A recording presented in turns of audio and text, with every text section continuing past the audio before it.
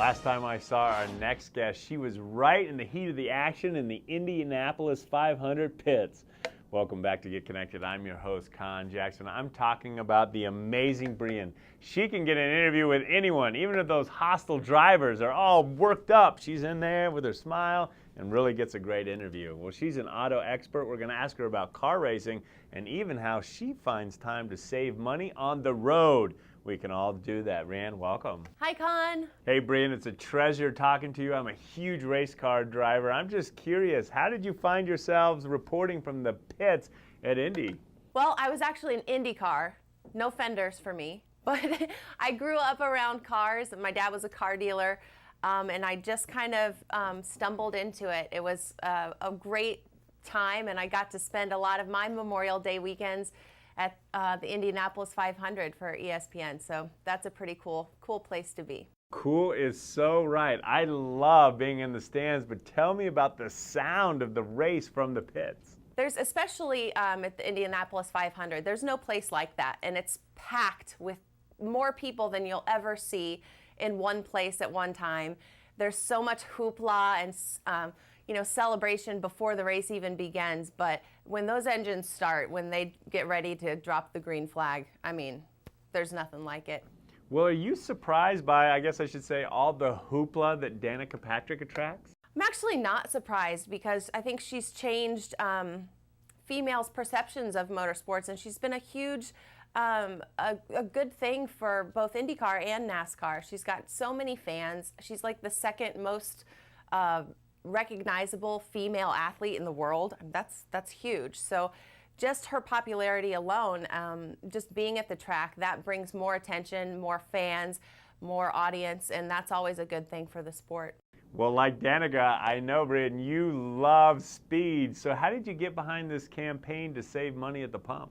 Well, it all kind of goes hand in hand for me. You want durability, you want speed, but fuel prices are crazy, and we all want to save some money. But there's some new tips and some things that I'm going to talk to you about today that will hopefully keep you safe and save money, but are also good for the environment, which is a great thing as well. Well, you're a natural on camera. That was a perfect segue into a segment we call Show and Tell. So what tips do you have for us? So for every 5 miles an hour you drive over 60, you might as well be paying 31 cents more per gallon for gas. Ouch, right? Nobody wants to do that. So my first tip is obvious, slow down. But you also can do things like avoid heavy braking and roll your windows up. I know it's tempting this time of year to keep them down, but doing so makes the car get more turbulence, and that's eventually going to cost you in fuel as well. But what I want to talk about today is you may not think about what your car is made of has a huge impact on fuel efficiency, which is why virtually every auto manufacturer today has made plans to increase the amount of aluminum in their cars. It lowers the mass of the vehicle, which makes it more fuel efficient. And aluminum actually right now is the second most used material in cars. But as new cars and new models roll off the lines, we're going to see more and more aluminum in those because it really does have that big of an impact on fuel consumption, which is great to know if you happen to be in the market for a new vehicle. We're going to start seeing things like these kind of alloy wheels. They're lower in mass than a steel wheel, so they give you better mileage, lower your trip cost, and they look pretty cool. Already today, about 30% of all the hoods that are made in America are aluminum. This one right here is from a Buick Enclave. They're lighter weight. They help with the weight balance of your car. Again, getting back to fuel efficiency.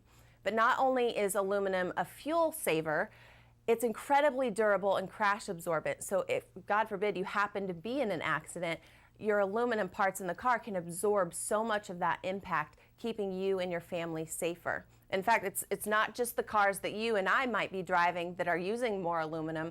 The United States Army actually uses aluminum in their Bradley fighting vehicles, and we all know that they would certainly want something that's rough and tough. And I think you'll get a sense of what I'm talking about in terms of durability from this clip here. We took a aluminum control arm like this one right here, and we tried to do everything we could think of to this. We put it through the ringer, and we just couldn't damage it. It's perfect condition.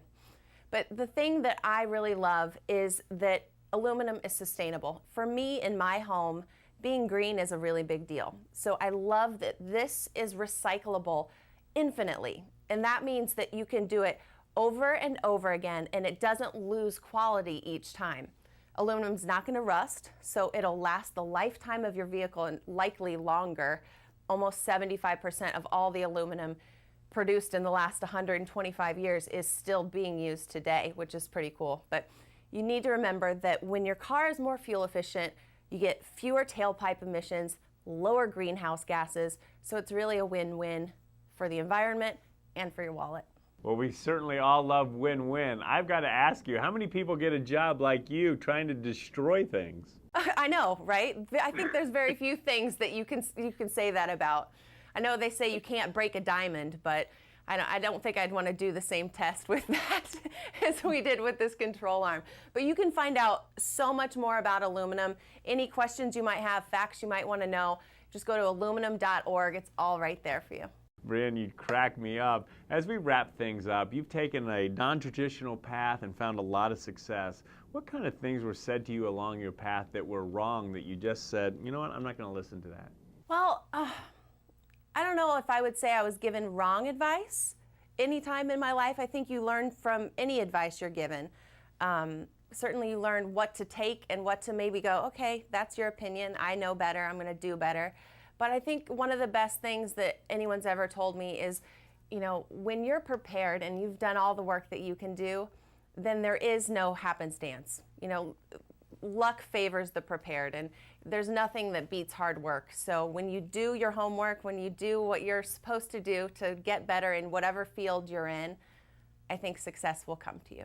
Well, Brienne, first and foremost, you deserve that success. Congratulations, and we'll look forward to checking you out at the next big race. Thanks, guys. Well, we all love to save money from the pumps, man. Have you seen those prices? But now I'm going to have to drive slower so I can save more money. Whew.